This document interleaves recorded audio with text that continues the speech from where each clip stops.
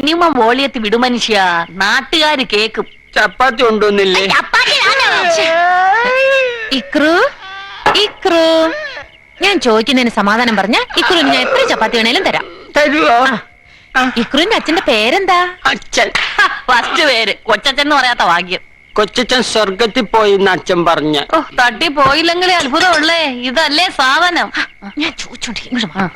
അയ്യയ്യേ, ചീത്ത കുട്ടിയാവല്ലേ ഇങ്ങനെ. ഇക്രുവിന്റെ അമ്മയുടെ പേരെന്താ? മമ്മി. ഇക്രുവിന്റെ വീട് എവിടെയാ? അങ്ങ് ദൂരെയാ. ദൂരെന്ന് വെച്ചാ? സന്ദീപിന്റെ വീടിന്റെ അപ്പുറത്ത്. സന്ദീപിന്റെ വീട് എവിടെയാ? ലവല്ലിയുടെ വീടിന്റെ ഇപ്പുറത്ത്. അവിടെ പശുമ്പ ഉണ്ടല്ലോ, കുത്തുന്ന പശുമ്പ. ആന്റി കണ്ടിട്ടുണ്ടോ? ആന്റി കണ്ടിട്ടുണ്ട്. ഇങ്ങോട്ടും കെട്ടിയെടുത്ത് എന്തിനാണെന്ന് ആദ്യം പറ. ഈ ആന്റിയെ പോലെ തന്നെ ലവ്ലി, ഭയങ്കര കൊരങ്ങി. തന്റെ എന്റെ കട്ടർ എടുത്തിട്ട് തന്നില്ല. അതൊക്കെ പോട്ടെ, ഇക്രു എന്തിനാ ഇങ്ങോട്ട് വന്നേ?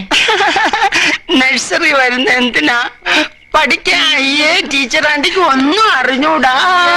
നഴ്സറി ആണെന്ന് എഴുതി മുതുക്കൻ ഇവിടങ്ങ് പഠിച്ചു കഴിയാന്നായിരിക്കും. എന്തിനാ കരയുന്നേ?